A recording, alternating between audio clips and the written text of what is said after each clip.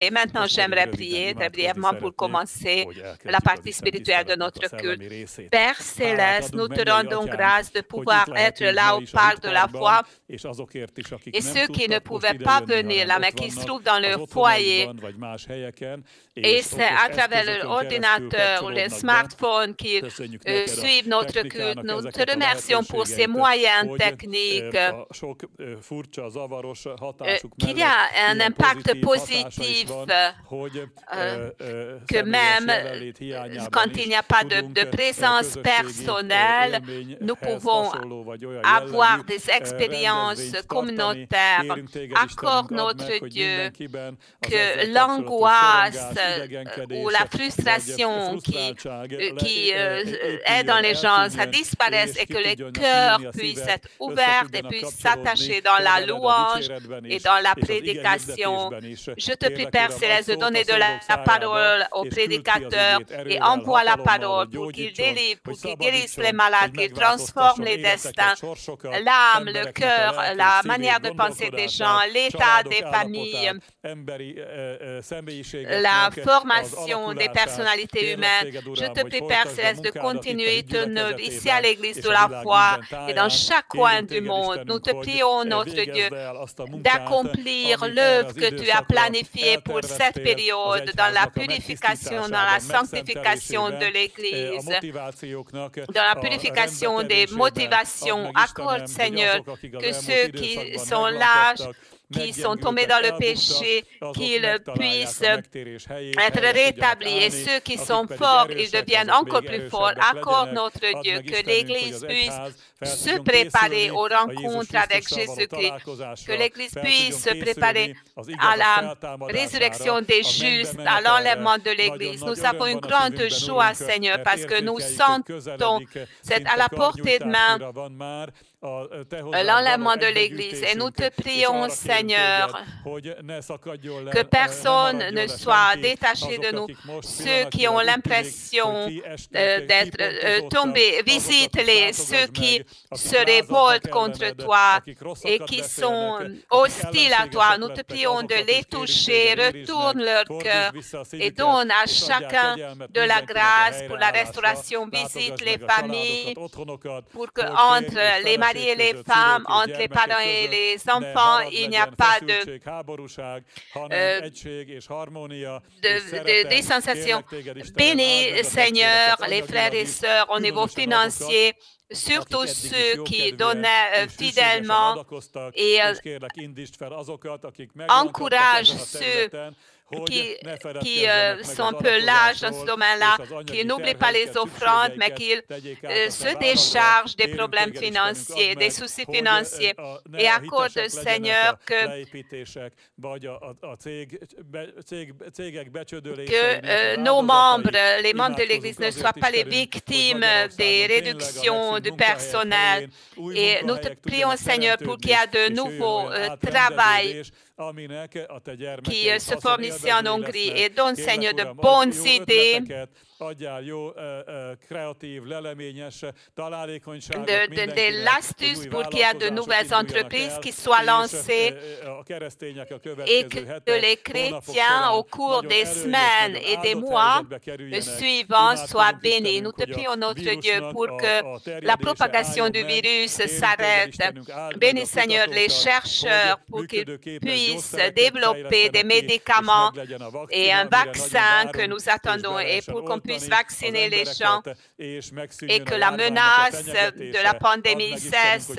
Accorde, Seigneur, que nous puissions nous rassembler au parc de la foi, plusieurs milliers, pour que nous puissions te louer avec grande joie et que l'œuvre de Dieu puisse s'élever à un niveau beaucoup plus élevé. Nous te bénissons et nous te louons au nom de Jésus-Christ. Amen. Gloire au Seigneur. Je vous prie de sortir vos Bibles et allons au premier épître aux Thessaloniciens. C'est là que j'aimerais vous lire un passage très connu et vous dire un message d'encouragement concernant la résurrection des justes. qui est le sommet de notre espérance. Et la volonté de Dieu, c'est que cette espérance puisse fonctionner en nous. Et il est très important de renouveler cette espérance sans cesse. Et la fin de l'été, le début de l'automne est très apte à cela parce que nous sommes pendant les fêtes du Seigneur. C'est la fête des tabernacles qui commence dans 2 jours. Et c'est la préfiguration prophétique d'un événement le plus important qui est très apte pour renouveler notre espérance. On en a besoin parce que d'abord la pandémie du coronavirus, l'ambiance est très abattue dans le monde entier. Ensuite, c'est l'automne et l'hiver viendra, donc ça, c'est pas favorable à la bonne humeur. On doit chercher consciemment le renouveau pour que notre âme ne se trouve pas dans cet esprit, dans ces mouvements spirituels qui vont arriver dans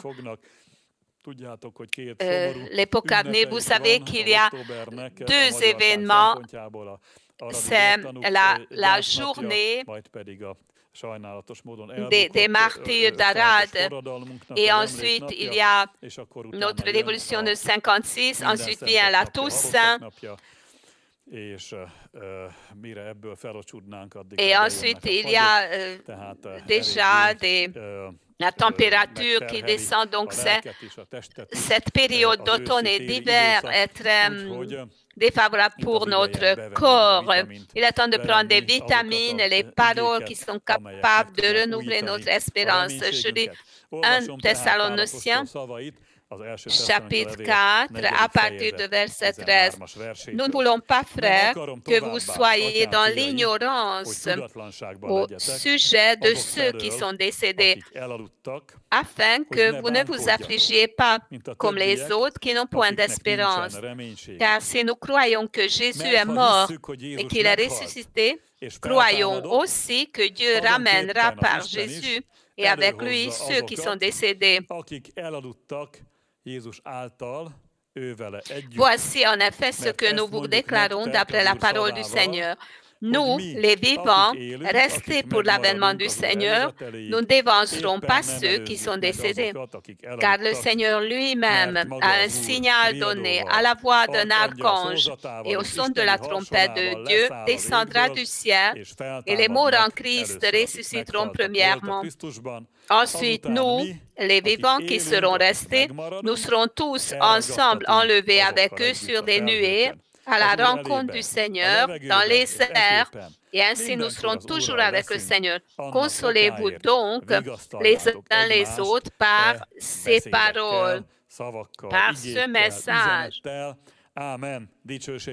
Gloire au Seigneur.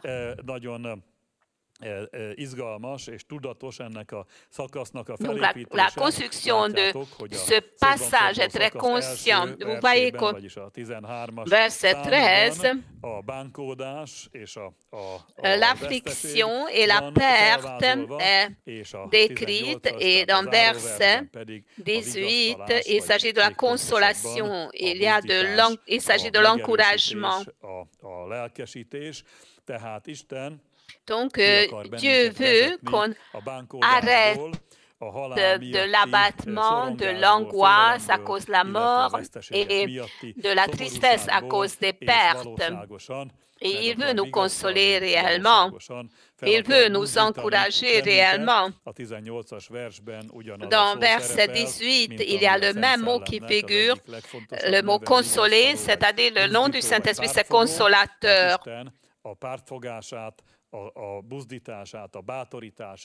Donc, Dieu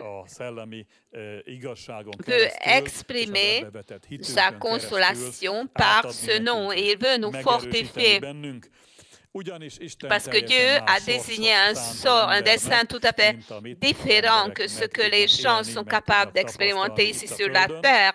Il est évident des premières pages de la Bible que quoique notre corps soit fait de la terre, c'était un corps terrestre, ce corps était mortel.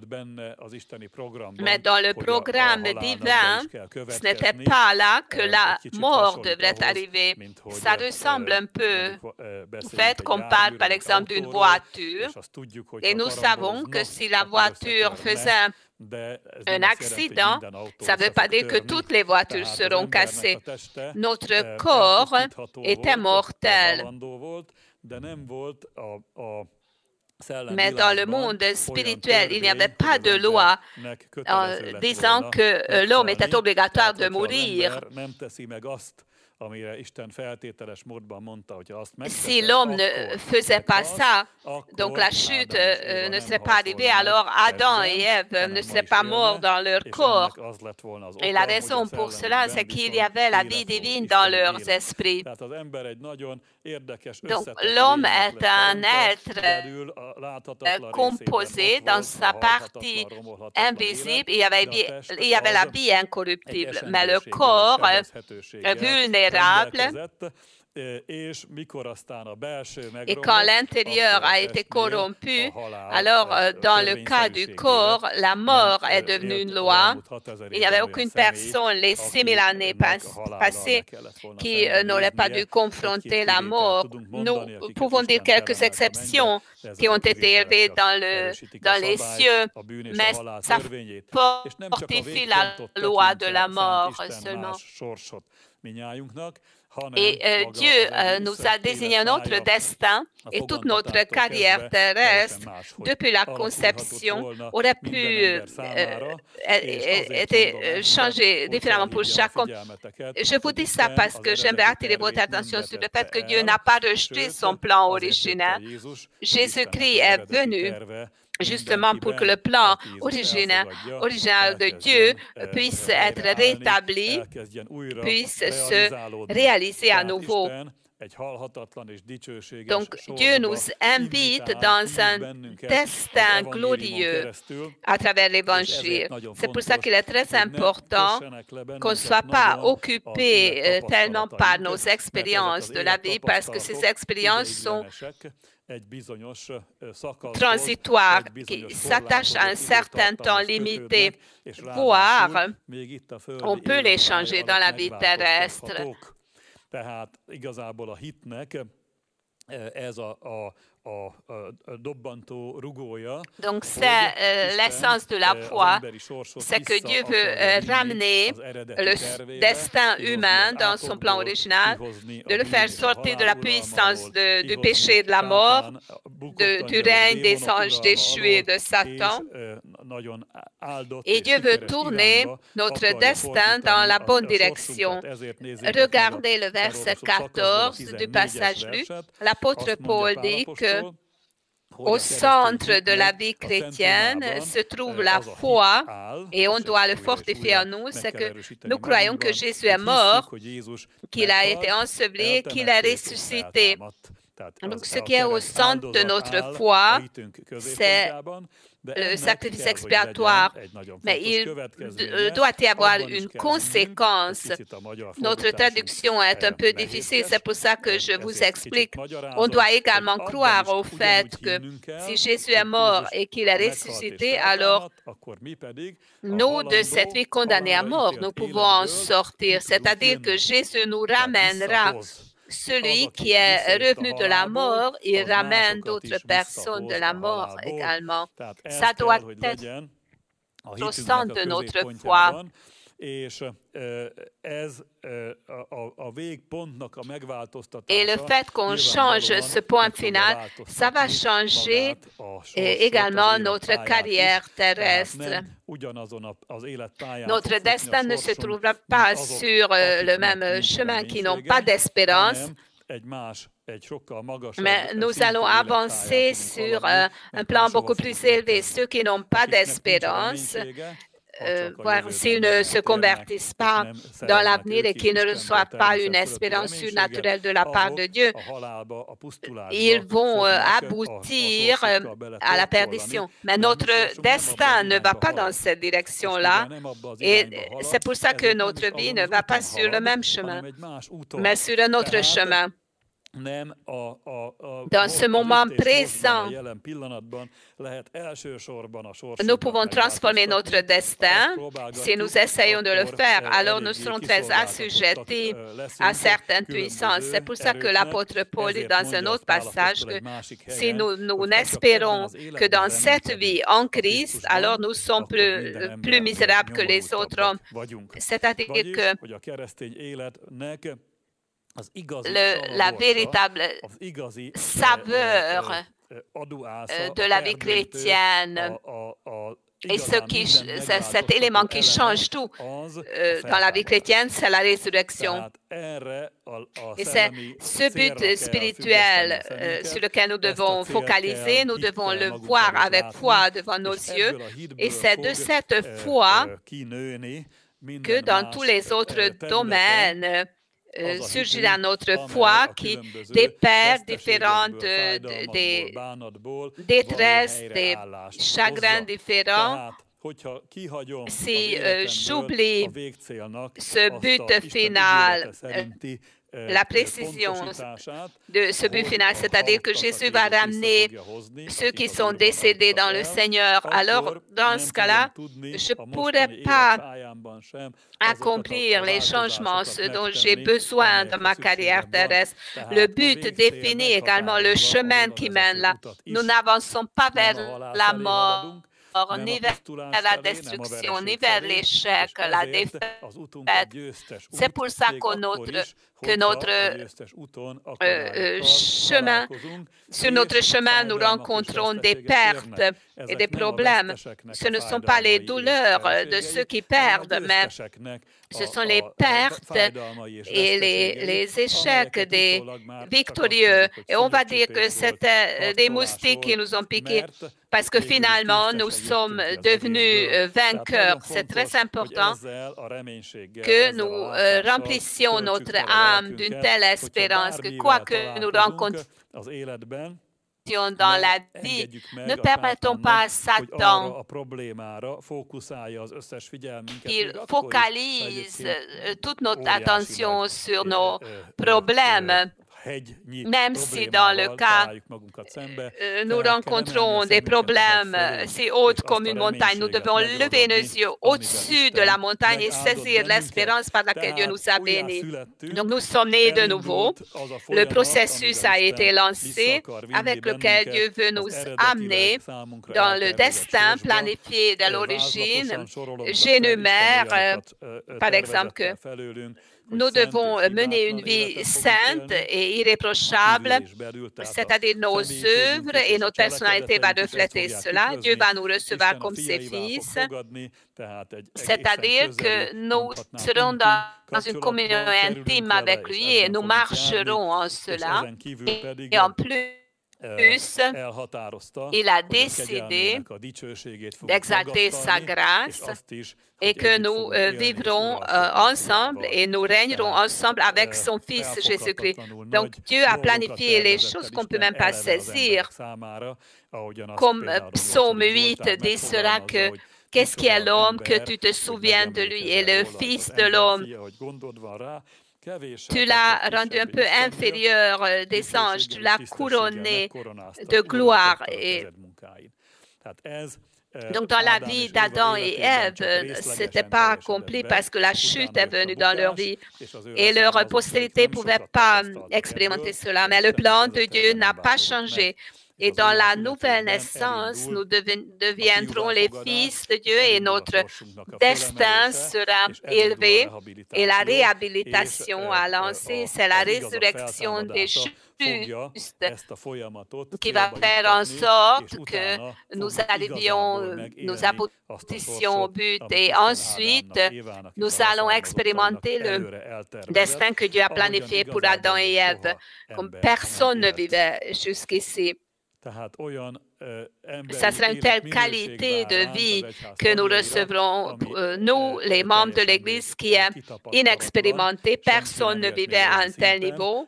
Nous allons vivre à un niveau beaucoup plus élevé qu'Adam et Ève dans le Jardin d'Éden, parce qu'ils commençaient à marcher sur le chemin, mais ils ont échoué.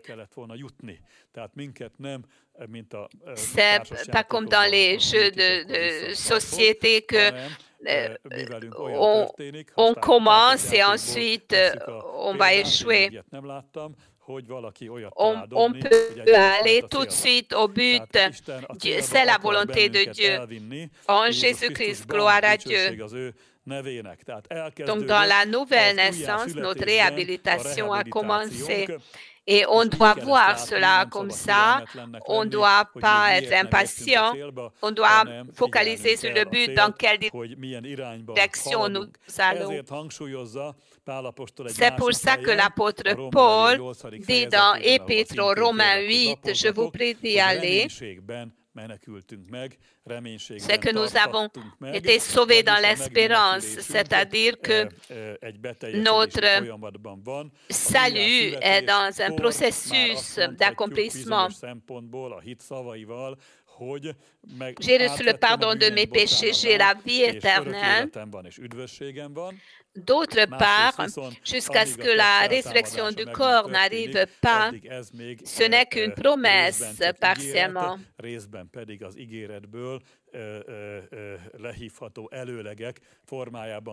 Ni l'apôtre Paul, ni Pierre, l'espérance de personne n'a été accomplie, c'est-à-dire les promesses de Dieu.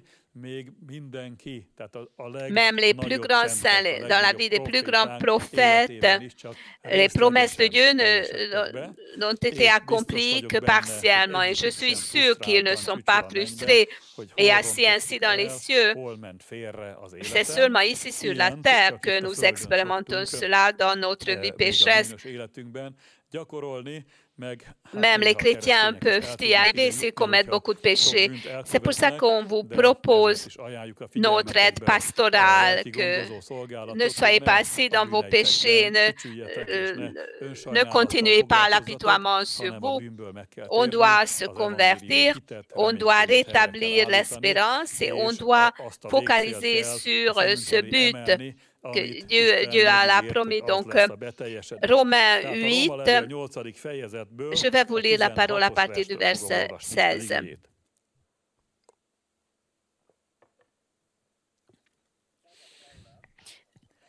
L'Esprit lui-même, c'est-à-dire le Saint-Esprit, rend témoignage à notre esprit que nous sommes enfants de Dieu. Or, si nous sommes enfants, nous sommes aussi héritiers, héritiers de Dieu et co-héritiers de Christ, si toutefois nous souffrons avec lui afin d'être glorifiés avec lui. Je m'arrête un peu ici.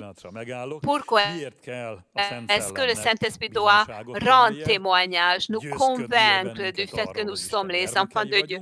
À cause de deux raisons, parce que c'est juste. D'autre part, que l'expérience contredit à cela. C'est très rare qu'on se sent enfant de Dieu. Très souvent, l'expérience de vie essaie de contredire à cela. Donc, le Saint-Esprit est l'esprit de la foi et il tourne notre attention sur la réalité, la vraie réalité. Et c'est pour ça qu'il parle de souffrance. La souffrance a plusieurs raisons. Mais ces souffrances n'empêchent pas Dieu à accomplir ses promesses. Je continue à lire.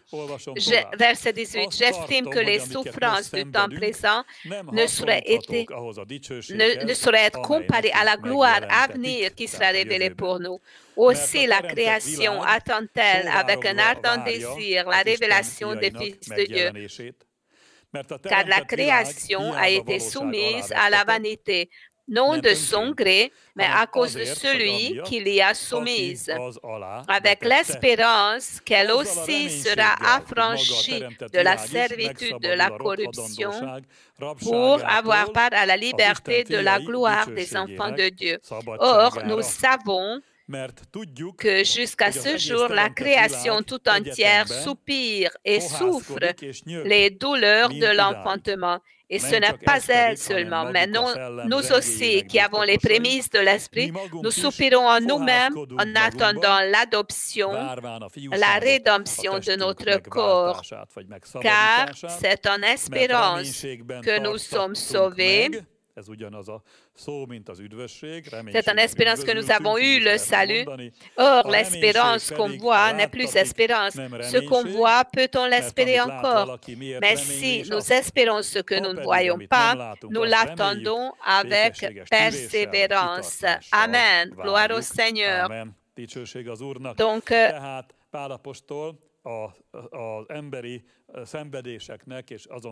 l'apôtre Paul développe ici les raisons de la souffrance des chrétiens dans ce passage. Donc, c'est très important de nous identifier à cette vision pour que Satan ne puisse pas nous tromper et que nous ne trouvions pas dans un état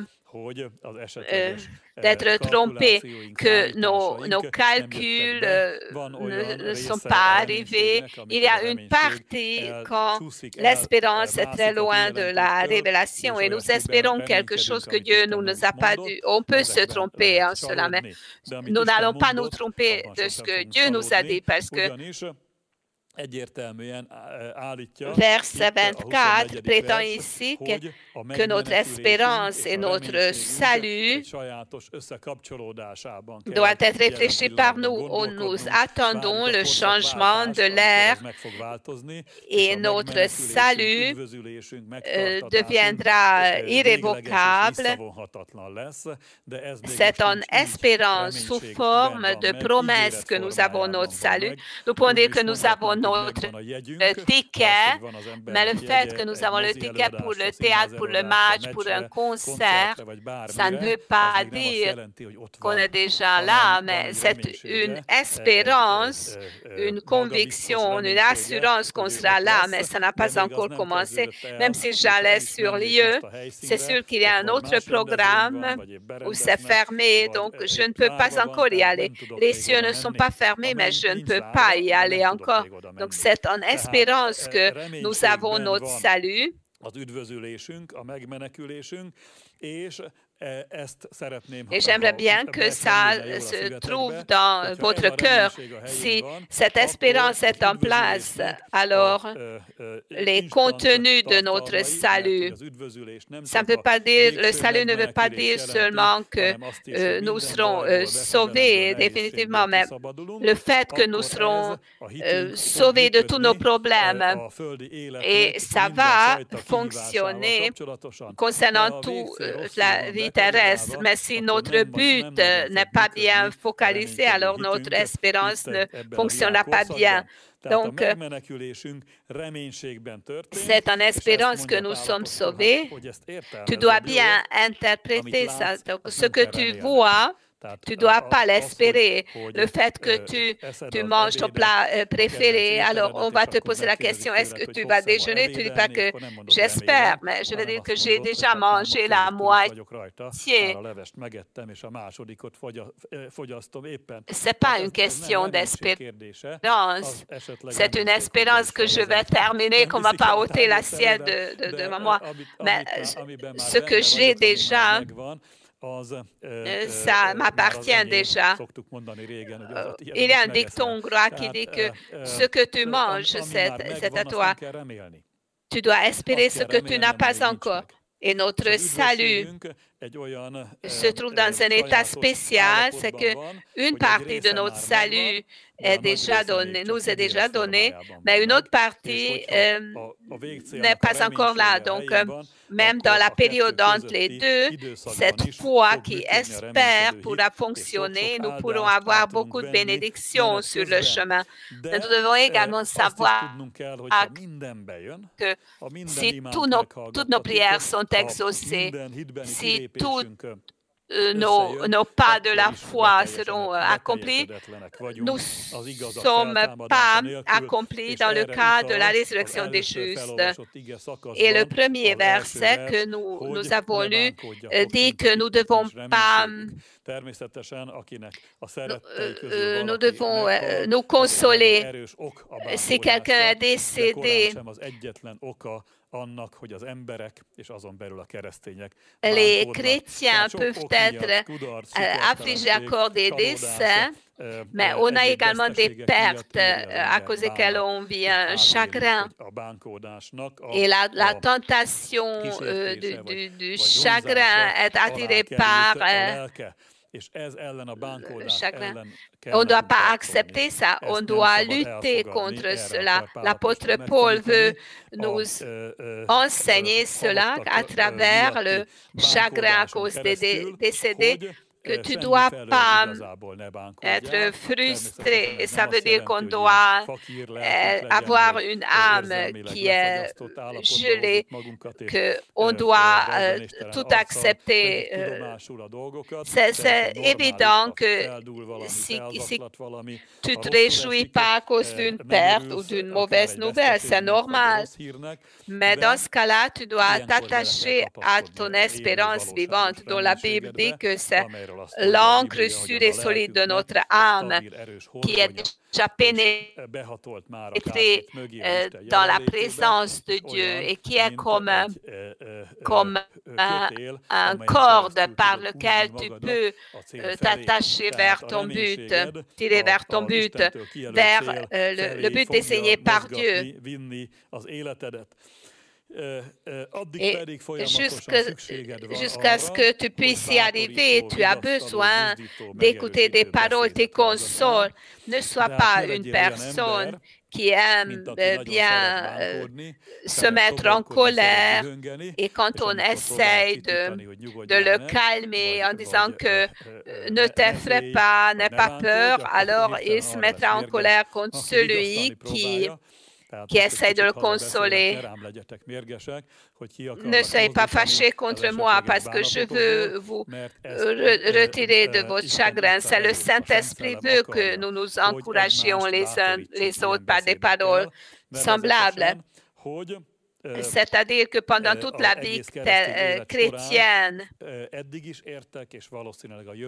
il y aura des événements désagréables qui t'arriveront, mais tu ne dois pas le confondre avec le fait que tu as raté ta vie, que Dieu t'a abandonné, qu'il n'y a pas d'espérance pour toi. Si tu as commis un tel péché, alors tu dois te convertir, tu dois rétablir ton alliance avec Dieu, mais la patience de Dieu est très grande, le temps de la grâce, le jour du salut dure toujours, donc on doit invoquer le nom du Seigneur, on doit se repentir, on peut demander de la réhabilitation, et si tu rétablis ta communion avec Dieu, alors ton espérance sera rétablie. Et si ton espérance sera rétablie, alors dans ce cas-là, ton destin sera restauré. Je te prie d'accepter cette parole d'encouragement, le message de l'espérance, l'encouragement, la consolation. Et ne dis pas que pour toi c'est facile, mais moi c'est difficile. Parce que celui qui n'a pas de souci, pour cette personne, il est plus simple de dire de la consolation. Mais l'Église est un corps, donc ceux qui se trouvent dans une situation pas si difficile peuvent consoler ceux qui se trouvent dans une situation difficile. C'est la volonté de Dieu que nous encouragions les uns les autres avec le message de l'espérance. Regardons les paroles de l'apôtre Paul de Deuxième Épître aux Corinthiens, chapitre 7, verset 10. Qui parle de deux chagrins. Azt mondja, hogy az Isten szerint való szomorúság üdvösségre való, megbánhatatlan megtérést szerez, En effet, la tristesse selon Dieu produit une repentance à salut dont on ne se repent jamais, tandis que la tristesse du monde produit la mort. Jésus a dit que je vais me ramener, vous ramener chez moi. Donc Jésus a dit aussi que nous aurons beaucoup de raisons pour que notre cœur s'inquiète, pour avoir peur, pour que nous soyons dans la détresse. Mais ne faisons pas cela parce que Jésus a dit que ne vous inquiétez pas, il y aura la résurrection des justes. Je reviendrai, je vous prendrai avec moi. Et Jésus a dit que quelle que soit la perte que vous avez subie, ça sera rétabli. Attention, faites attention au chagrin, qu'ils n'aboutissent pas dans l'apitoiement sur soi. L'apôtre Paul parle de ça ici, qu'il y a une tristesse selon le monde et on nomme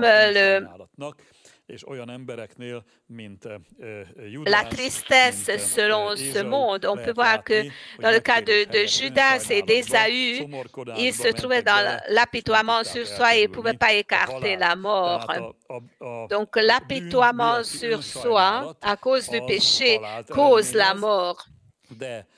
À cause du péché ou à cause de l'attaque de Satan et des manques qu'on subit, si on sent le chagrin ou la tristesse, ça ne va pas causer de mauvaises choses.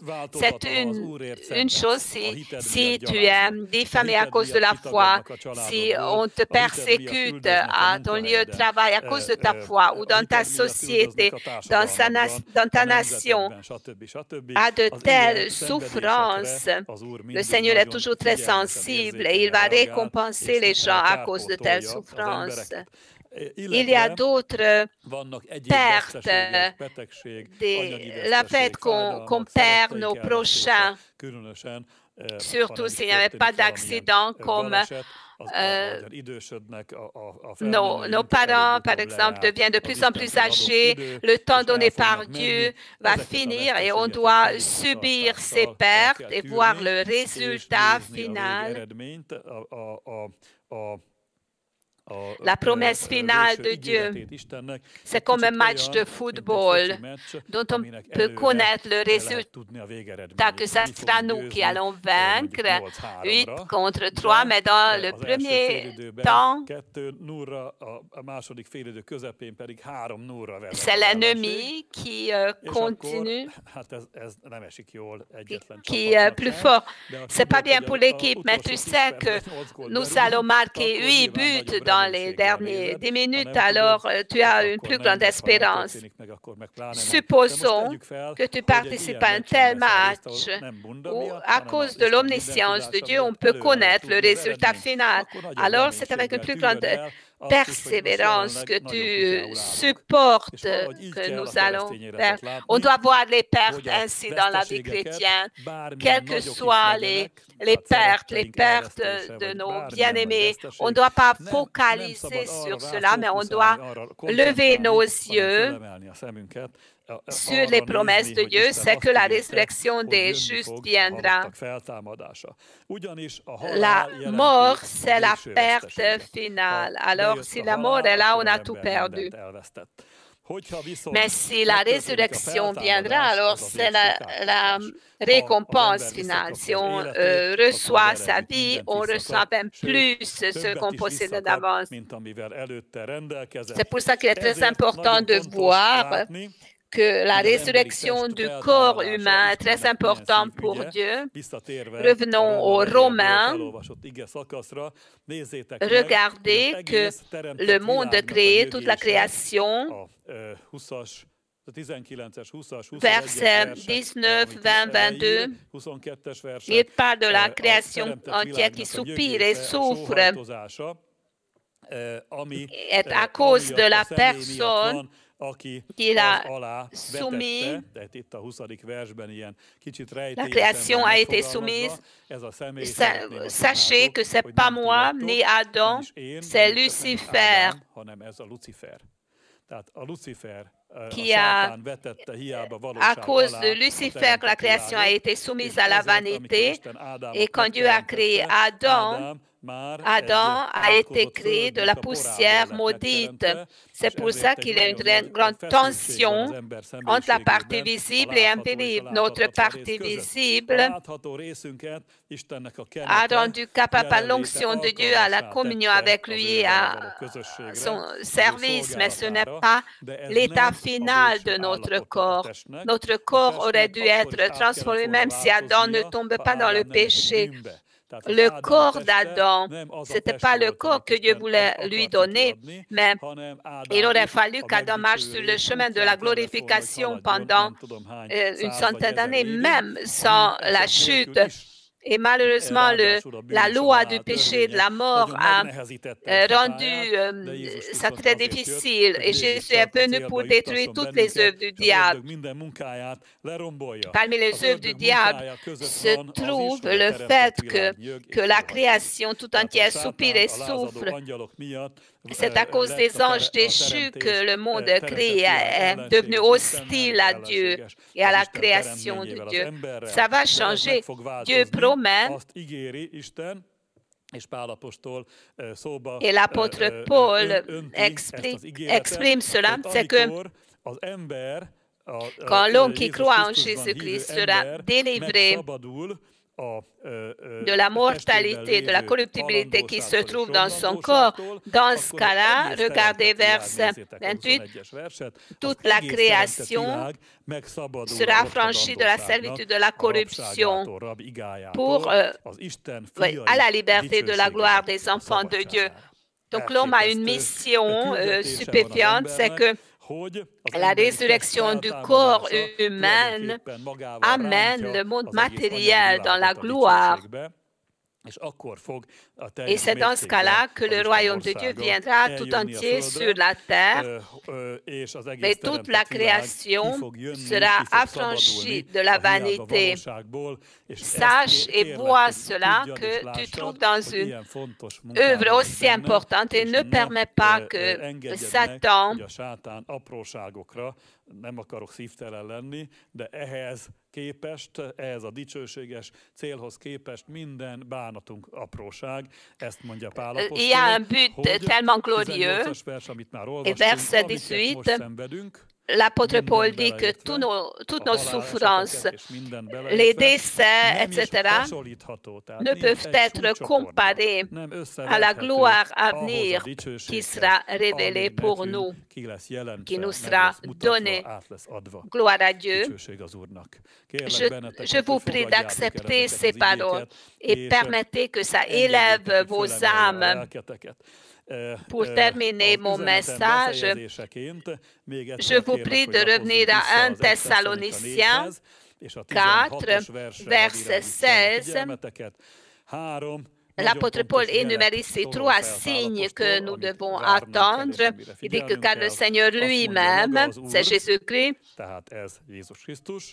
à la voix d'un archange et au son de la trompette de Dieu descendra du ciel. Donc, il y a 3 signes très importants qui vont suivre le Seigneur quand il reviendra. Un signal donné, c'est un ordre donné. On peut mettre ça dans un parallèle avec Matthieu 18, quand Jésus marche sur les eaux, et l'apôtre Pierre aimerait marcher sur les eaux. Jézusnak a tengeren járása, ez tulajdonképpen a isteni létezési formát, ça veut dire que c'est l'indépendance des circonstances. Comme Jésus marchait sur les eaux, comme s'il se trouvait déjà dans cet état glorifié par Dieu. Le Saint-Esprit a créé cela en lui. Mais j'aimerais vous dire que notre corps ressuscité, ça ne sera pas extraordinaire, függetlenek vagyunk, és ezért Péter apostolnak ez a vágya, ez nem capacité durable que nous sommes indépendants des circonstances humaines. Donc le désir de l'apôtre Paul, c'est voulait pas que je vais aller au cirque avec ma capacité de Pierre, à désirer ce qui est notre avenir préparé par Dieu. C'est pour ça que Matthieu 14, 28, Pierre lui répondit, Seigneur, si c'est toi, ordonne que j'aille vers toi sur les eaux. Il s'agit d'un ordre que le Seigneur va ordonner que nous allions chez lui. Pas sur les eaux, mais que nous soyons élevés. Ce n'est pas avec nos deux mains que nous allons essayer de faire. Ce ne sera pas un ascenseur ou pas une roquette, mais ça va arriver par la foi. Quand le Seigneur dit, venez ici, alors nous allons monter. Dicsőség az Úrnak. A második nagyon fontos jel, amire oda kell majd figyelnünk, tehát amikor az Úr azt mondja, hogy gyertek, akkor ne azt mondta, hogy jaj, most nem érek rá. A második az arkangyalnak, vagy a fő angyalnak a szózata, vagy hangos kiáltása, hangos bejelentése. Ça sera la voix d'un archange. Pontosan megmondani, két tippünk is lehet a Biblia alapján, hogy melyik esemény. Ne dis pas que je n'ai pas le temps, mais dis que je viens cette voix d'un archange. Donc ça sera l'archange qui a deux idées. Qu'est-ce qui va 14, 12. Tehát erre is utalhat, hogy ez náluk is, és j'entendis du ciel une voix qui disait venez ici. Ou Apocalypse 12, 10. C'est l'archange Michel qui dit maintenant le salut est arrivé ainsi que la puissance, le règne de notre Dieu et l'autorité de son Christ, car il a été précipité l'accusateur de nos frères, celui qui les accusait devant notre Dieu jour et nuit. Donc c'est la voix d'un archange. Et la troisième chose qu'il dit, que le Messie Jésus va sonner la trompette qui a la chauffard. Quand Jésus va sonner la chauffard, ça veut dire pour toi et pour moi qu'on doit se rassembler, on va aller au Seigneur et crois-moi que tu recevras la récompense pour tout. Tu seras opprimé ou tu es mal compris, tu n'es pas compris par personne, tu as l'impression que tu es loin des autres, que tu es persécuté à cause de ta foi, que tu as perdu tes proches, quoi que tu sois arrivé. Même si tu te trouves dans une situation défavorable, tu recevras la récompense pour beaucoup plus que ce que tu as perdu. Dieu l'a promis, Dieu va te garantir cela. Que le Seigneur vous bénisse. Je vous remercie de m'avoir écouté. C'est István Mészáros qui va continuer. Bonsoir à tous. Je salue tout le monde et en plus ceux qui se joignent pour la première fois online, notre culte. Aujourd'hui, j'aimerais parler de la question que beaucoup de personnes se posent en ce moment dans ces conditions très très difficiles. Comment l'Église va pouvoir fonctionner dans ces moments vraiment compliqués? Que vont devenir les églises avec cette situation qui met des barrières sur les processus de culte général, comme on fait? Est-ce que si cela dure très longtemps, que vont devenir les églises, qu'est-ce que va devenir l'Église elle-même.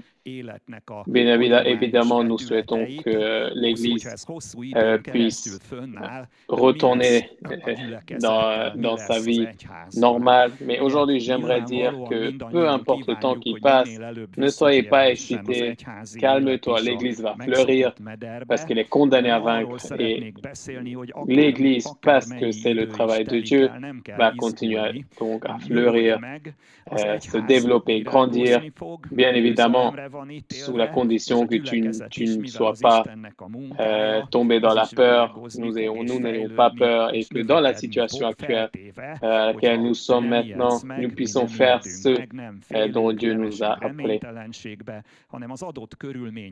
Parce que Dieu ne demande pas plus que la personne peut faire. Donc, donnons les conditions données, si nous faisons ce que nous pouvons faire par rapport à ce que nous avons dans nos moyens, Dieu va ajouter ce qu'il peut et puis il va pouvoir nous aider.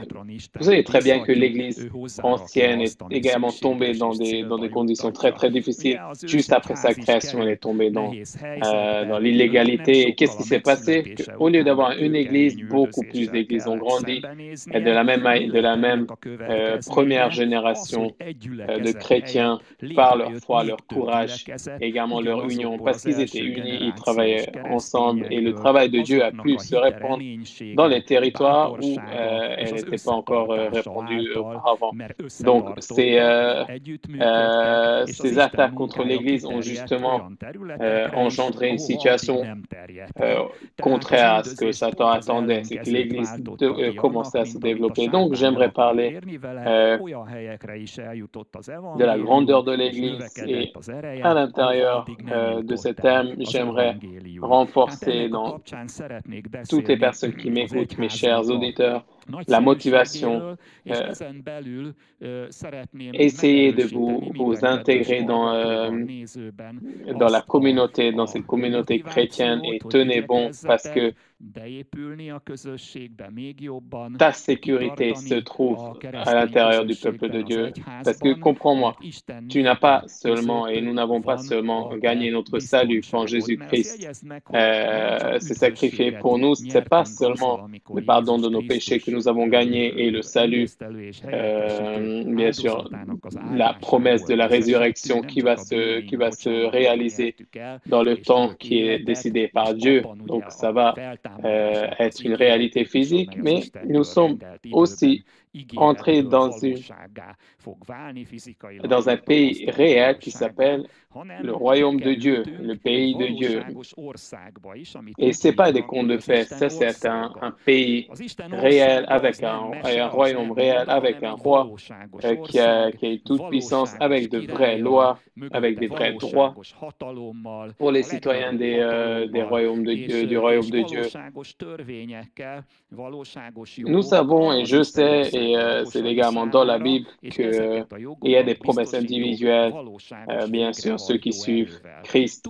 Donc, personnellement, il y a des promesses individuelles. Mais j'aimerais rappeler votre attention que ces promesses individuelles, pour que tu puisses les gagner, pour que tu puisses les garder, il est important que tu ne sois pas un chrétien individualiste, mais tu sois un membre à part entière du peuple de Dieu. De la même manière, ici sur Terre, si tu as des droits individuels, peut-être, ok, mais si tu ne fais pas partie d'une communauté ou d'un pays ou d'un peuple au-dessus duquel il y a cet état de droit, ce gouvernement qui fait en sorte que tu puisses garder tes droits, qui fait en sorte que si quelqu'un essaie de t'enlever tes droits, on puisse les récupérer, on puisse les sécuriser. Bien sûr, sans cela, tu vas nulle part avec tes droits individuels. Il faut que tu sois membre d'un pays, il faut que tu sois dans un état de droit. C'est de la même manière, ça se passe de la même manière dans le pays de Dieu, dans le royaume de Dieu. Les plus grandes promesses ont été données à l'Église et pas aux individus. Donc, j'aimerais parler de deux choses submarisant. C'est ce début qu'il ne faut pas donc, avoir peur pour l'Église, mais il faut qu'on mette sur la table ce qu'on peut pour l'Église. Et l'Église va grandir. De l'autre côté, il est important de se fondre dans le peuple de Dieu, d'être le membre du peuple de Dieu et ne pas laisser ce temps difficile délier les relations. Donc, j'aimerais lire l'évangile de Matthieu 16, cette histoire bien connue. Quand Jésus-Christ demande aux disciples, donc à partir de verset 13, Jésus étant arrivé dans le territoire de Césarée de Philippe, demanda à ses disciples, « Qui dit-on que je suis moi, le Fils de l'homme ?» Ils répondirent, « Les uns disent que tu es Jean-Baptiste, les autres Élie, les autres Jérémie ou l'un des prophètes. » Et vous, leur dit-il, qui dites-vous que je suis? Et là, je m'arrête un petit peu. Ça, c'est la question à laquelle toutes les personnes de l'humanité ont besoin de répondre et doivent répondre. Évangéliser les personnes autour de nous a pour but qu'il n'y a pas une seule personne autour de nous qui n'a pas entendu cette question. Donc, Simon-Pierre répondit, « Tu es le Christ, le Fils du Dieu vivant. » Jésus, reprenant la parole, lui dit, « Tu es heureux, Simon, fils de Jonas, car ce ne sont pas la chair et le sang qui t'ont révélé cela, mais c'est mon Père qui est dans les cieux. Et moi, je te dis que tu es Pierre, et que sur cette pierre je bâtirai mon église, et que les portes du séjour des morts ne prévaudront point contre elle. » Donc, même les portes du séjour des morts ne prévaudront pas contre l'Église. Et je te donnerai les clés du royaume des cieux. Ce que tu liras sur la terre sera lié dans les cieux, et ce que tu délieras sur la terre sera délié dans les cieux. Amen. Est-ce que tu peux dire un amen à ça? Tu es le membre d'un tel peuple. Donc, de quoi il s'agit ici? Peu importe les situations difficiles, peu importe ce que va apporter le futur, peu importe les circonstances, peu importe le vent contraire dans lequel on doit naviguer, l'Église est condamnée à vaincre, à être gardée, à être bâtie, à aller au but et à gagner, à la victoire. Et c'est Jésus-Christ lui-même qui l'a proclamé, et à beaucoup d'endroits, la parole de Dieu également met l'accent dessus sur ce fait. Pourquoi? Parce que l'Église,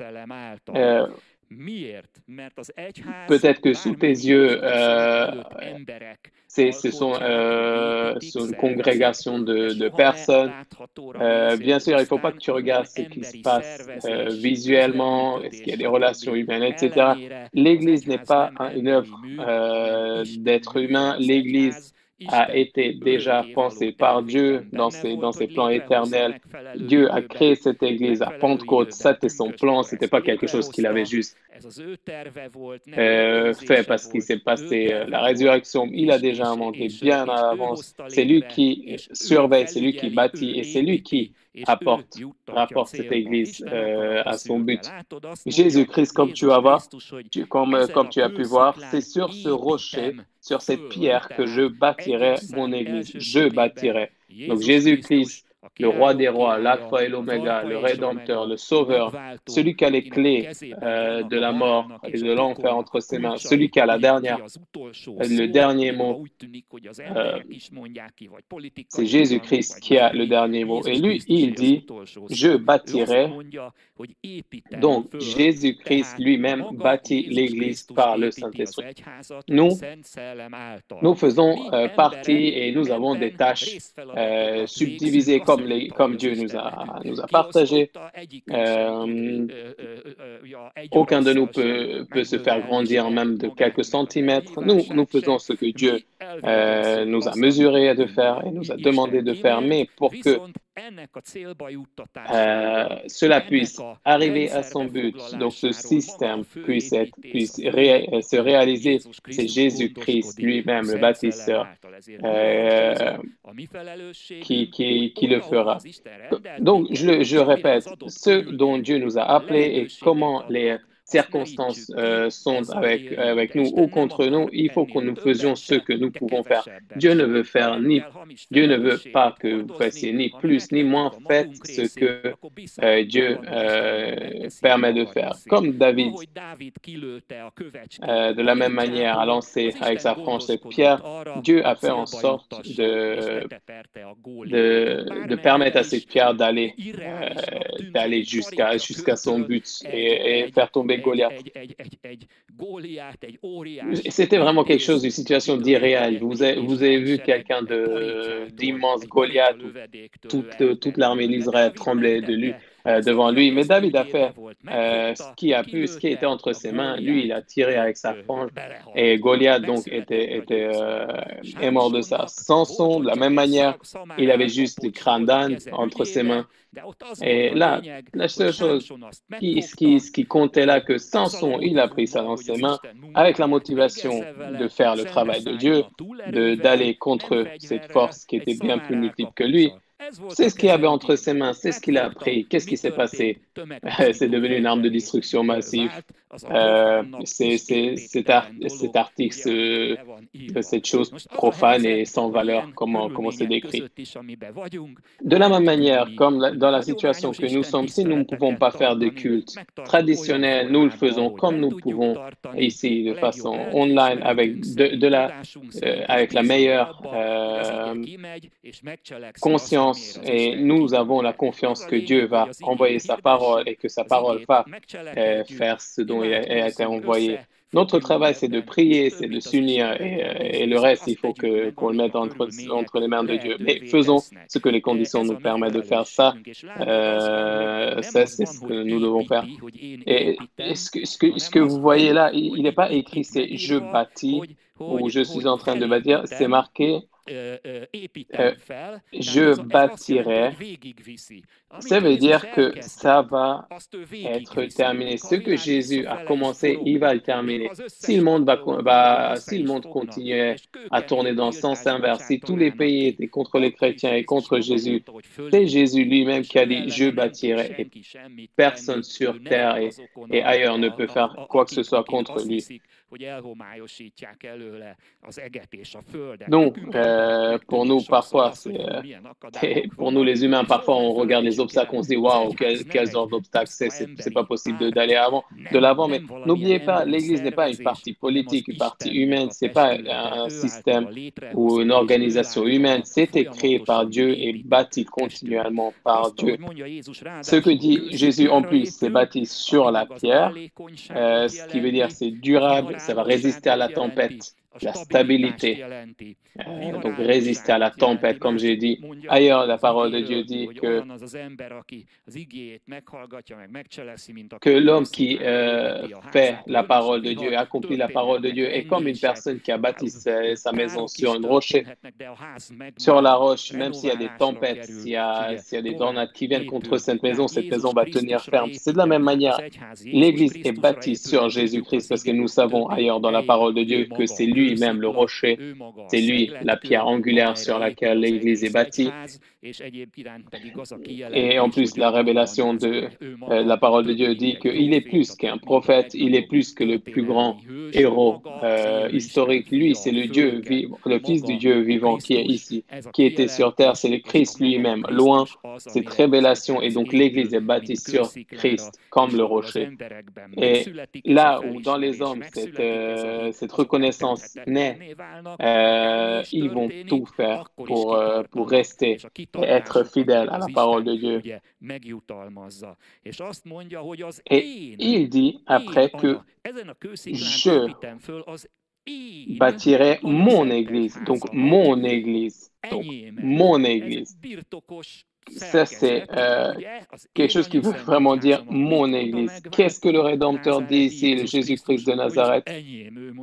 Il dit mon Église. En gros, il dit ma propriété. Il considère l'Église comme sa propriété. Pense juste un peu à ta propriété, pas juste quelque chose comme à côté qui est juste t'as été prêté, mais vraiment pense à ta propriété. Est-ce que tu ne fais pas tout pour protéger ta propriété? Si tu as un problème dans ta propriété, tu fais pas, tu règles pas, tu fais pas tout pour régler. Jésus-Christ, de la même manière, considère et n'oublie jamais, considère l'Église comme le sien.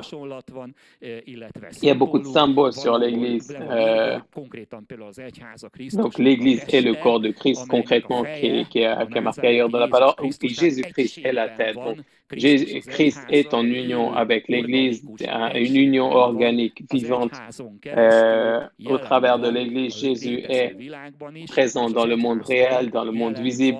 Et de cette manière-là, Jésus est présent ici avec son esprit aussi. Donc, la propriété de Dieu, ce qui veut dire que la propriété de Jésus, il protège, il garde, il tient dans sa propriété et il répare s'il faut, il bâtit ce qu'il a planifié.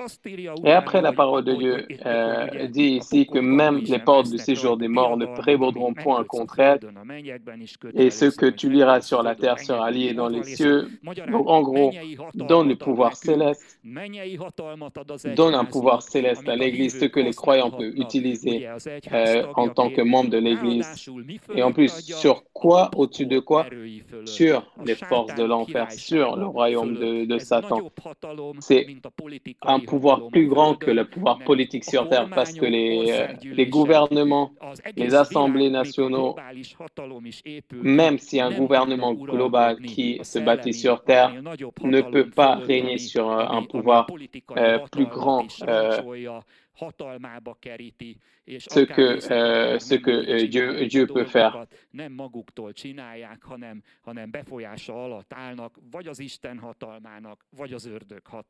Donc, en gros, mes chers frères, l'Église a eu un tel pouvoir délégué par Dieu au travers de Jésus-Christ, celui qui sécurise le pouvoir à l'Église avec laquelle peut avoir du succès, peut gagner, peut être victorieuse, peut vraiment prendre les problèmes à la racine et peut les guérir. Ça, c'est un pouvoir immense. Juste avant, que la personne qui parlait avant moi parlait d'un métaphore sportif. Si quelqu'un connaît la fin d'un match, il ne va pas commencer à stresser quand l'ennemi ou les opposants marquent 1 ou 2 buts. Et il sait très bien que Jésus-Christ a tout gagné. Nous devons simplement jouer les 90 minutes et nous avons déjà la victoire finale au travers de Jésus-Christ. Donc, pensez de l'Église comme une équipe qui a été créée pour battre le royaume de Satan. Donc, a été créée pour devenir une équipe championne. Et c'est Jésus-Christ qui constitue cette église. C'est lui qui appelle les gardiens et toutes les personnes qui constituent cette équipe. Il appelle les gardiens, les milieux de terrain, les attaquants et il les place à leur poste. Et là, ils n'ont pas à stresser. Il faut qu'ils tiennent jusqu'au bout pendant les 90 minutes. Donc ça, c'est vraiment imagé. Donc il faut qu'on tienne jusqu'à la fin de cette ère-là. Et la victoire a été déjà gagnée par Jésus-Christ. Lui, il a déjà joué ce match. Il connaît tout dans ce match. Il connaît tout de ce combat avec le diable. Et comme un bon entraîneur, comme manager, il nous apprend à comment nous pouvons traverser. Donc, c'est ce que lui, il a déjà traversé. Donc, parlant un peu d'humour, l'Église est... Et l'Église est la main de Dieu ici sur terre, le pouvoir de Dieu ici sur terre, et un corps de pouvoir ici sur terre. Et c'est pour ça il est bon d'être membre de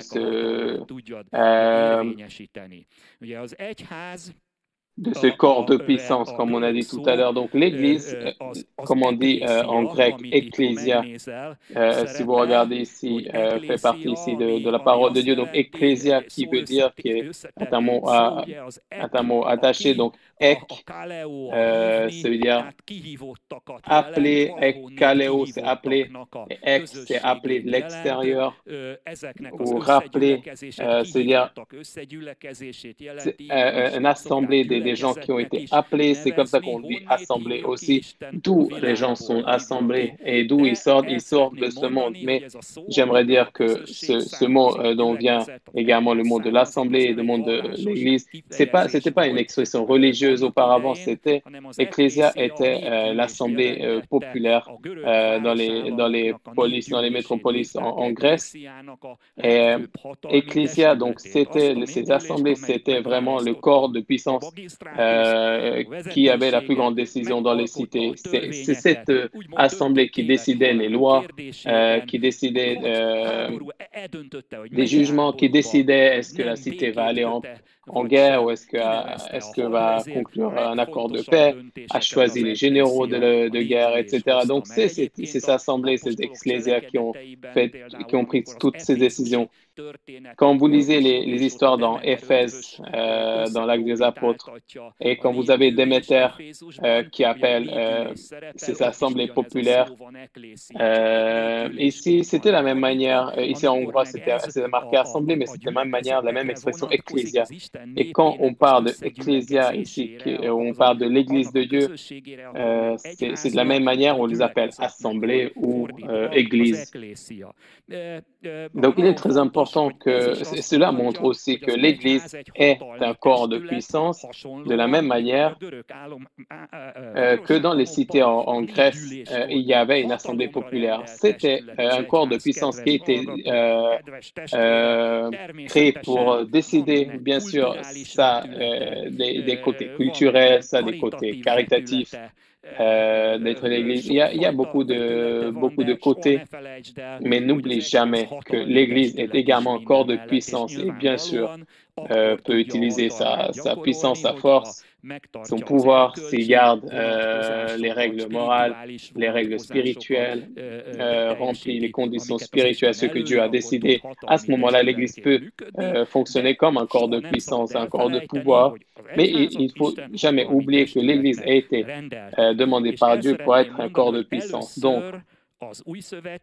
la première fois dans le Nouveau Testament, c'est ici dans Matthieu 16. Ce que j'ai lu ici, c'est ici qu'est écrit concrètement Église, l'expression Église ou Ecclésia. Et tu vois tout de suite avec quoi c'est lié.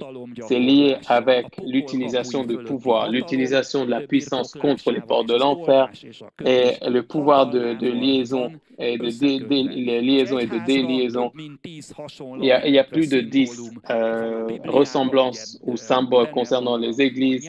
Il y a le troupeau, il y a l'épouse de Christ, il y a la fiancée de Christ, etc. Mais concrètement, là où l'église est marquée, c'est pas un hasard. On entend ici le pouvoir. Donc, c'est très, très important. C'est une révélation très importante. Il ne faut jamais que nous oublions cela. Et il faut pas laisser tomber ce côté de l'Église.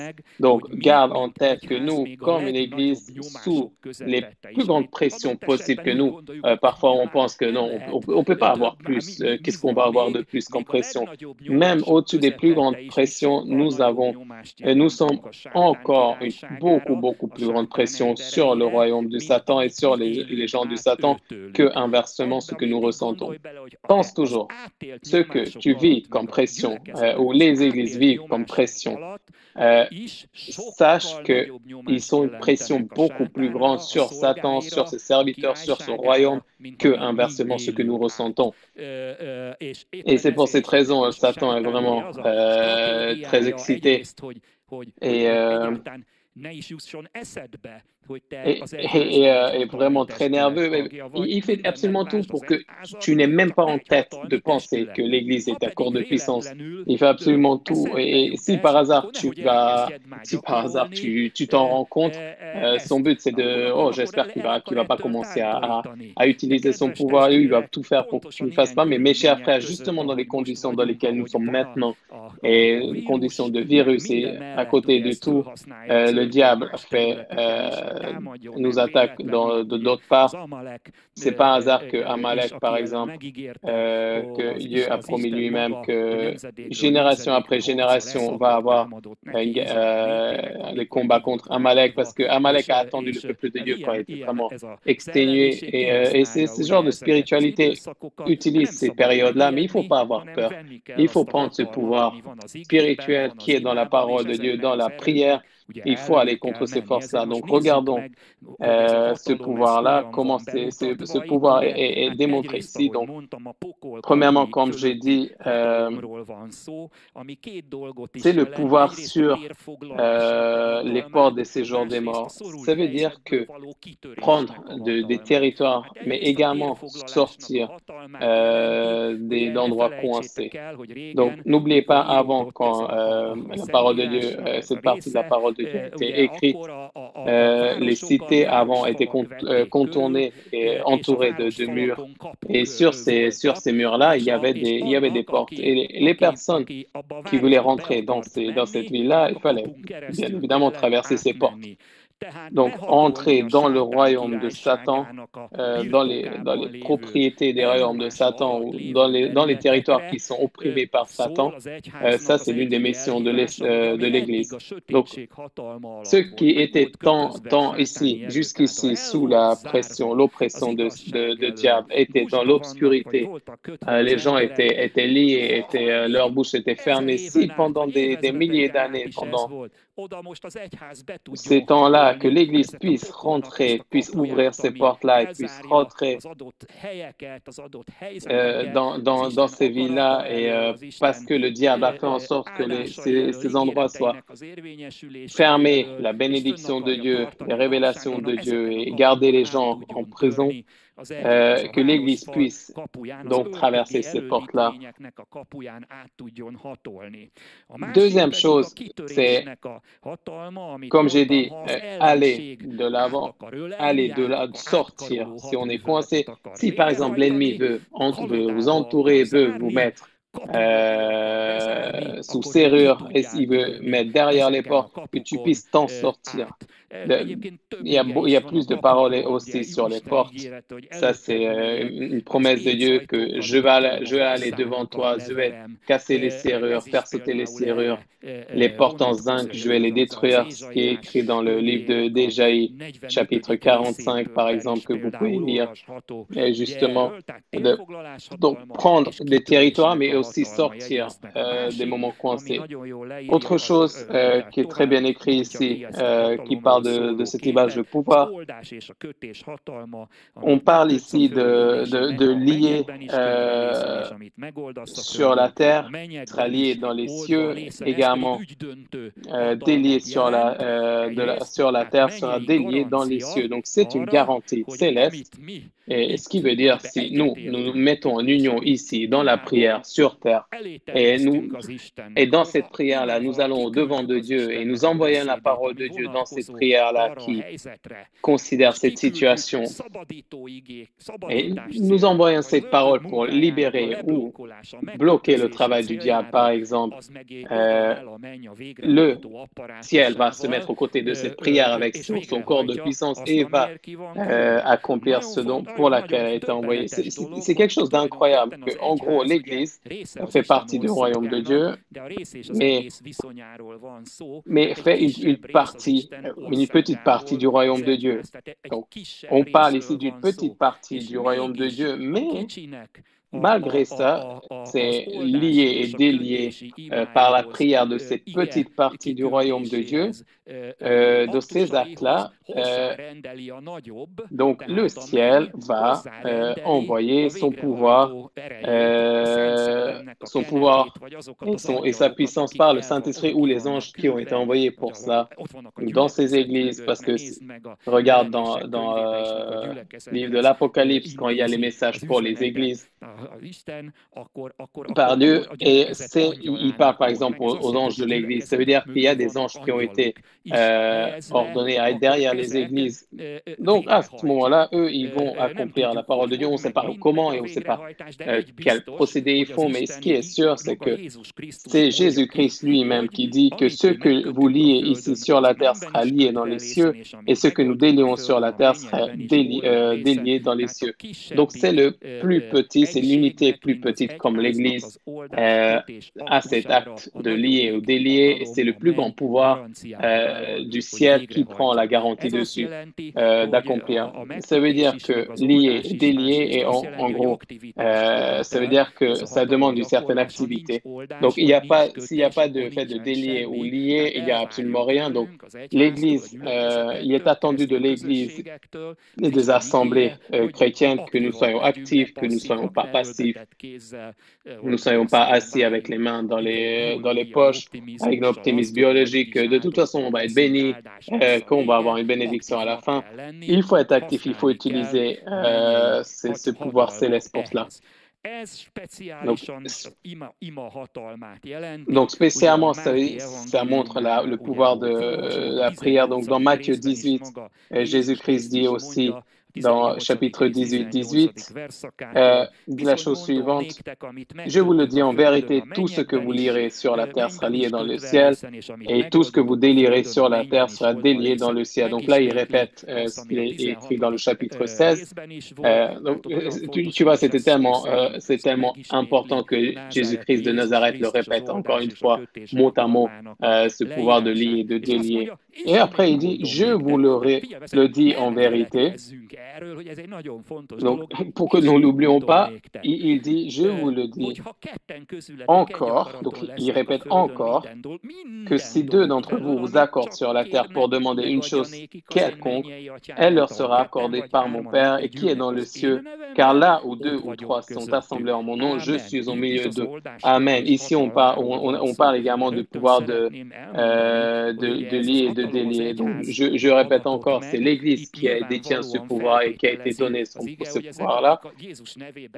Bien sûr, la condition, c'est que les personnes qui s'assemblent dans le nom de Jésus soient membres de cette assemblée, de cette Église. Mais n'oubliez pas, quand Jésus nous apprend à prier, il ne nous enseigne pas de prier de la façon suivante, mon Père, mais il dit notre Père. Donc la condition, c'est d'être dans une assemblée, notre Père. Donc, dans cette prière, il y a déjà marqué que nous pouvons appeler Père en étant en union avec Jésus-Christ. Donc, c'est pour ça qu'on peut dire nous. Et en plus, il y a cette union horizontale, parce que nous parlons en étant un membre d'union horizontale. Donc, n'oublions pas que ce n'est pas basé sur l'individualisme, cette parole de Dieu ici, mais justement de la légitimité de lier et de délier est attachée à la communauté, à l'assemblée dans cette parole. Jésus-Christ également dans le sermon de la montagne parle beaucoup de la prière, c'est là où il nous apprend le Notre Père aussi, et dans le sermon de la montagne dans Matthieu 7, il ne dit pas moins que demandez et l'on vous donnera, cherchez et vous trouverez, frappez et l'on vous ouvrira, car quiconque reçoit, celui qui cherche trouve et l'on ouvre à celui qui frappe. Lequel vous donnera une pierre à son fils s'il demande du pain? Ou s'il demande un poisson, lui tendra des serpents? Si donc, méchants comme vous l'êtes, vous savez donner de bonnes choses à vos enfants, à combien plus forte raison votre Père, qui est dans les cieux, donnera-t-il de bonnes choses à ceux qui les demandent? Donc, tu vois, déjà dans le sermon de la montagne, on l'appelle comme la constitution du royaume de Dieu. Donc, ça, tu vois, il y a ces lois constitutionnelles que fait Dieu qui dit demandez-lui, et en plus il y a une garantie constitutionnelle qui dit que si vous demandez comme il nous a été prescrit de demander, il va nous être donné. et ce que nous demandons à lui. Mais c'est pas non plus la parole de la passivité, mais justement avoir une activité spirituelle. Très souvent, il faut frapper à la porte parce que très souvent, du premier coup, ça marche pas parce que Dieu n'entend pas. Il est écrit, celui qui a créé les oreilles, est-ce qu'il ne va pas nous entendre? Mais il y a des oppressions au-dessus de nous, dans l'atmosphère, dans les couches célestes. Et parfois, la prière a beaucoup du mal à aller jusqu'à Dieu. Donc, très souvent, il faut demander longtemps. Un mot, vraiment, pour conclure, il faut demander jusqu'à ce qu'on reçoive. Donc, il faut vraiment être actif. Donc, c'est pas la passivité qui est la clé ici. Donc, la parole ici de Dieu ne met pas son vote auprès de la passivité, mais de l'activité. Donc, nous sommes toujours dans l'évangile de Matthieu. Regardons chapitre 12 aussi, où Jésus nous appelle notre attention dans chapitre 12, verset 29. Jésus dit la chose suivante: ou comment quelqu'un peut-il entrer dans la maison d'un homme fort et piller ses biens sans avoir auparavant lié cet homme fort? Alors seulement il pillera sa maison. Et après, il dit la chose suivante: celui qui n'est pas avec moi est contre moi, et celui qui n'assemble pas avec moi disperse. Donc, de quoi il s'agit ici? Ici, c'est un exemple. C'est un exemple. Ici, on parle pas de voleurs. Ça ne veut pas dire que les chrétiens volent quand ils lient l'homme fort, mais ça veut dire qu'ils vont récupérer. Donc, l'homme fort, celui que Paul aussi rappelle notre attention que nous n'avons pas notre combat contre la chair et le sang, donc pas contre les hommes, mais contre les principautés, les hauteurs, contre cet esprit de ce temps, contre les juges des ténèbres de ce monde-là, comme les expressions d'aujourd'hui, comme les esprits de ce temps-là, ou les esprits de la méchanceté, ceux qui sont dans les hauteurs. Et Paul ne parle pas de démons en plus, mais ici, mais on connaît que les démons sont une autre catégorie, mais donc les problèmes ne viennent pas des hommes, mais viennent des gens qui sont dirigés par ces esprits-là. Donc très souvent, ils ont une forteresse sous un pays ou sous une nation. On ne parle pas ici simplement de démons ou des esprits de mal qui sont dans les hauteurs, mais là on parle de principauté, on parle de prince des ténèbres, comme on a entendu le prince de Perse, ce dont a parlé le livre de Daniel, celui qui était au-dessus de la Perse, et que pendant 3 semaines, l'ange de Dieu qui a été envoyé ne pouvait pas aller vers Daniel, et Dieu avait déjà entendu la prière dès le premier jour, mais ces principautés qui étaient au-dessus de Perse empêchaient donc l'ange de Dieu descendre et la réponse avec lui descendre jusqu'à Daniel. Donc Daniel jeûnait, Daniel priait et Daniel gardait fermement sa prière et comme résultat, il y a eu que cet ange a pu mettre en arrière cet ange-là qui était au-dessus de Perse et cet ange a pu aller jusqu'à Daniel. Aujourd'hui, de la même manière, il y a des principautés, il y a des endroits où il y a vraiment de grandes principautés, mais là, Jésus dit qu'il faut les lier avec le pouvoir de liaison. Et à ce moment-là, on peut reprendre ce que l'homme et ce que ces forces ont pillé, cette nation-là, ces familles-là. Et Jésus-Christ nous a donné le pouvoir. C'est de cela que je parle, considérant la parole de Dieu dans Matthieu 16. Et c'est pour ça qu'il dit que celui qui n'est pas avec moi est contre moi. Et celui qui n'assemble pas avec moi disperse. Est-ce que quand vous avez un tel pouvoir entre vos mains, est-ce qu'il est OK de rester passif? Non, mes chers frères. Et il ne faut pas rester passif. Il ne faut pas accepter ce qui nous met la misère. Il ne faut pas accepter les échecs. Il faut prendre la parole de Dieu, qui est une arme qui détruit les rochers. Celui qui va là où a été envoyé par Dieu et va faire la volonté de Dieu. Et nous devons, par nos prières, tirer ces paroles-là, ceux qui sont des armes dans les endroits où il y a des déserts pour l'instant. Est-ce qu'il y a le taureau, le bourreau? Est-ce qu'il y a les pillages? Et la parole de Dieu va aller jusque-là. Et il y a plus grande force là-dedans que dans dans les noyaux atomiques. Et quand la parole de Dieu va aller là-bas, va faire en sorte de trouver la libération. Peu importe les forces goliathesques qui sont contre eux, de la même manière comme David a tiré de sa frange cette pierre-là, il faut avoir confiance en Dieu pour que ça aille jusqu'à son but. Dieu utilise ici sur terre des hommes et des membres de l'Église pour gagner et faire sa volonté sur terre. Donc, il ne faut pas avoir de peur. Faut pas avoir peur quand il y a des difficultés. Et ces promesses de force et de pouvoir sur ces principautés, sur ces hauteurs, l'Église, c'était donné à l'Église elle-même. Et nous pouvons avoir part à cela, nous individuellement, de la façon légitime, si nous sommes vraiment membres de l'Église et nous faisons partie de l'Église et nous ne sommes pas comme les fils de Sceva qui ont vu comment la force s'utilise au travers de Paul et comment Paul chasse les démons. Et donc, Sceva était un sacrificateur et ces fils-là, ils ont vu à quel point c'est génial d'avoir cette force de libération. Mais qu'est-ce qui s'est passé quand ils ont essayé de faire? Ils ont entendu le démon à parler de cet homme-là. Il leur a dit très simplement, je connais Jésus, j'ai entendu parler de Paul, mais vous êtes qui? Les démons, ils connaissent très bien ces systèmes de pouvoir, ils savent très bien quand est-ce que quelque chose est légitime, quand est-ce que c'est illégitime. Ils savaient très bien qui est le fils de Jésus. Ils savaient qui est Jésus, qui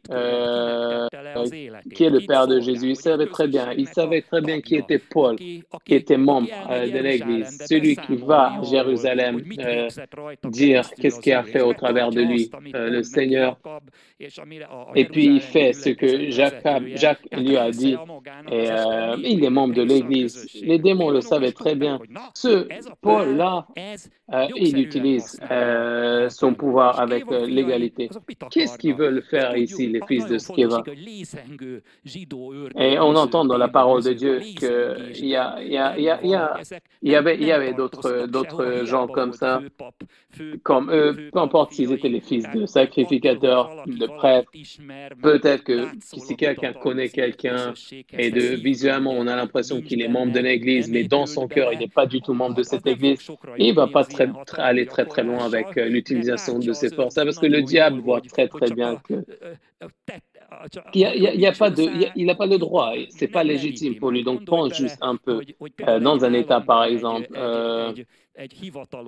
Si on entend, si on voit quelqu'un, un membre d'un pouvoir quelconque, on voit un peu, on peut croire que c'est cette personne-là qui était membre de ce pouvoir-là qui a fait cette décision.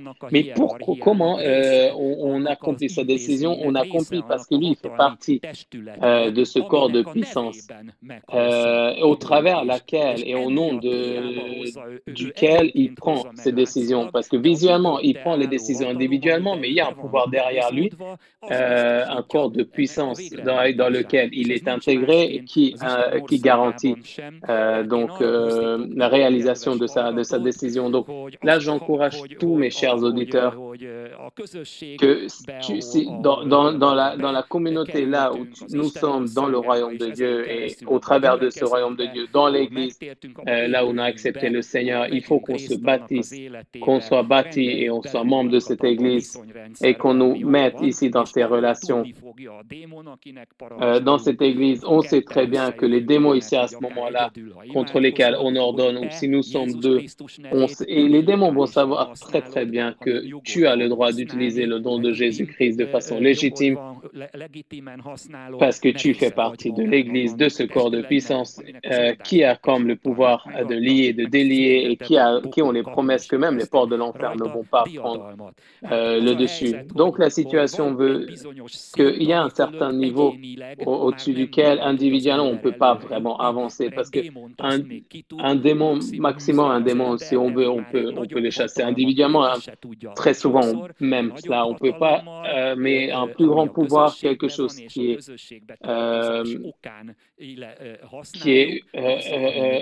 qui vient contre ça si nous l'utilisons donc avec le pouvoir qui a été donné à l'Assemblée de Dieu, on peut gagner. Autre chose, à la fin dont j'aimerais parler maintenant, l'Église, comme j'avais dit, a été condamnée à avoir la victoire. Donc j'aimerais ici, pour mon message, lire 2 versets pour vous encourager. Le premier est dans 1 Pierre, chapitre 2, verset 9. Donc cette parole vient de 1 Pierre, chapitre 2, verset 9. Vous, au contraire, vous êtes une race élue. Le Saint-Esprit parle ici d'un peuple qui a été appelé pour être élu, pour être gardé. Donc dans 1 Pierre 2, 9,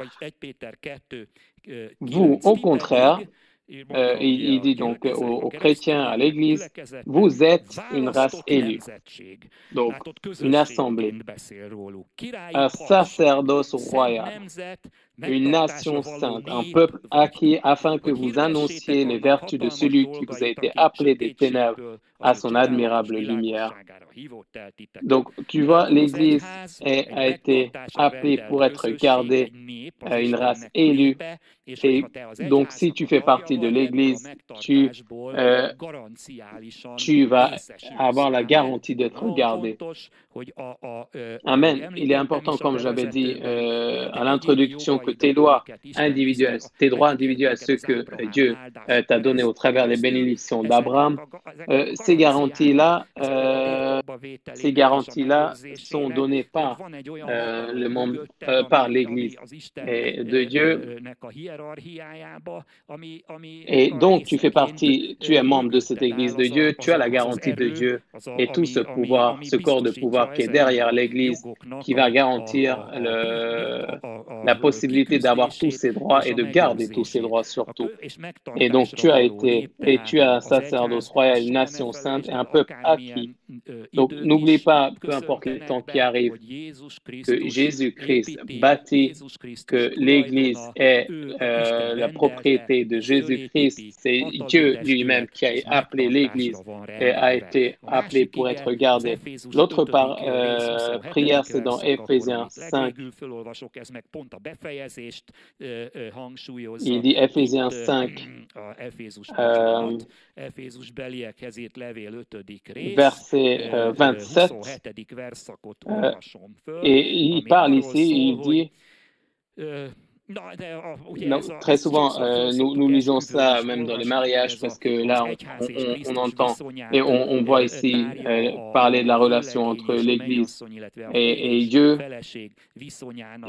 Et là, on peint comme la relation entre le mari et la mariée. Mais regardons ici dans à partir du verset 24. Or, de même que l'Église est soumise à Christ, les femmes aussi doivent l'être à leur mari en toutes choses, etc. Mariez, aimez vos femmes comme Christ a aimé l'Église et s'est livré lui-même pour elle. Donc là, regarde bien. Afin de la sanctifier par la parole, après l'avoir purifiée par le baptême de l'eau, afin de faire paraître devant lui cette Église. Et regarde bien comment, pas comme un peuple qui est complètement détruit, qu'on a besoin de guérir psychologiquement et par toutes les manières possibles. Regarde bien. Devant lui, cette Église glorieuse, sans tache, ni ride, ni rien de semblable, mais sainte et irrépréhensible. Donc Jésus-Christ, celui qui bâtit l'Église, va le bâtir pour qu'elle soit le niveau que nous avons lu ici, que j'avais lu ici. Donc, regarde jamais l'état actuel, les problèmes actuels que, bien sûr, on peut avoir dans dans toutes les congrégations, dans toutes les assemblées. Regarde, il y a un architecte de cette Église qui n'a pas peur de voir des circonstances problématiques ou autre chose, parce que lui, il a décidé de bâtir place, qui allait bâtir.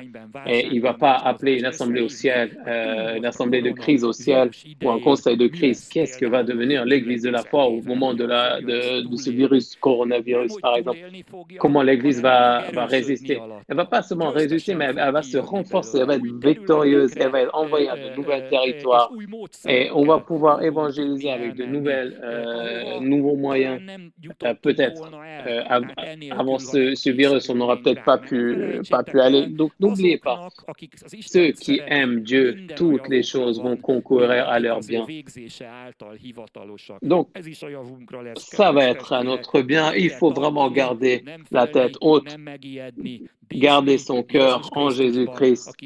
Et celui qui détient les clés de la mort et de l'enfer, et celui qui part d'un système de détention, comme il détient l'Église, que l'Église lui appartient, et comme il dit, il va terminer ce qu'il a commencé. Aucun pouvoir, aucune circonstance, rien ne peut l'empêcher. Notre rôle ici, c'est de garder les pieds fermes, d'avoir la foi, l'espérance et les actes de la foi et la prière, les intercessions, l'utilisation du pouvoir de lier et de délier. Bien sûr, le fait de bâtir l'union, parce que sans union, ça ne marche pas. Il faut apprendre des chrétiens. Peu importe, les anciens chrétiens, ce qui se passait, ils étaient en union. Et parce qu'ils étaient en union, Dieu les a bénis parce que Dieu envoie sa bénédiction là où les frères et les frères sont en union. Et ils ont pu réaliser, ils ont pu répandre l'évangile, les personnes, et rien ne pouvait empêcher ça. Et gloire à Dieu, parce que c'est pour ça que nous sommes ici maintenant, parce que le diable n'a pas réussi à les stopper à ce moment-là. Et gloire à Dieu. Là, au Seigneur, nous avons ce pouvoir à notre disposition, de la même manière qu'ils avaient, la même onction, nous avons le même roi, Nazareth, Jésus-Christ de Nazareth. De la même manière qu'avant, sur Paul, Pierre et Jacques, et les autres, on peut dire sans nom, si on peut dire des chrétiens qu'on n'a pas le nom, ils peuvent faire la même chose aujourd'hui. Si toi, tu mets ta part ici, dans le travail, et je vous exhorte, vous et moi-même, à ce combat-là. L'espérance, la foi, mes chers frères, l'amour. Merci beaucoup pour votre attention. J'aimerais fermer ce culte avec la parole et avec la prière. Que le Seigneur puisse vous garder et qu'il éblouisse votre visage et qu'il tourne son visage sur vous et qu'il vous donne la paix. Et qui guérisse les malades, il libère les prisonniers. Surtout, Seigneur, je te demande ceux qui ont souffert des crises financières ou sont tombés dans de crises financières, aide-les à les en sortir, ouvre-leur de nouvelles sources et leurs sources qui existent déjà. Fais en sorte de les développer encore plus. Donne ton onction de rétablissement. Et je t'implore, mon Dieu, pour ce pays, pour cette nation, pour nos villes, pour nos villages, pour le peuple de la Hongrie et pour toute l'Europe. Nous prions, Seigneur. Toi, nettoie ce virus d'ici de la Hongrie, nettoie ici de cet endroit-là, nettoie ici, sors ici, donne-nous de temps, donne de la grâce encore aux gens pour qu'ils puissent connaître la vérité, qu'ils puissent aller au ciel. Et merci pour ton Église. Merci Jésus-Christ que tu as créé cette Église, tu bâtis cette Église. Merci pour ce pouvoir qui nous a été délégué et donne-nous de la sagesse d'utiliser à bon escient et pour que nous puissions voir où et qu'est-ce que nous devons faire pour que nous puissions être tes yeux, tes oreilles, ta bouche, tes mains, ton pied, pour que nous puissions apporter le message de la libération là où tu l'envoies, que nous soyons, aucun de vous soit comme Jonas qui ne voulait pas aller à Ninive, mais que nous ayons tout, chacun de nous, là aux endroits où tu nous as envoyés. Fais en sorte que nous puissions compter nos jours, pour que nous puissions avoir un cœur sage, pour que nous puissions être au bon moment, au bon endroit, et faire les bonnes choses à laquelle nous avons été appelés, pour que quand il faudra te rendre des comptes, nous ne soyons pas dans la honte. Bénis notre travail, Seigneur, dans le nom de Jésus. Amen. Merci pour votre attention. Soyez bénis.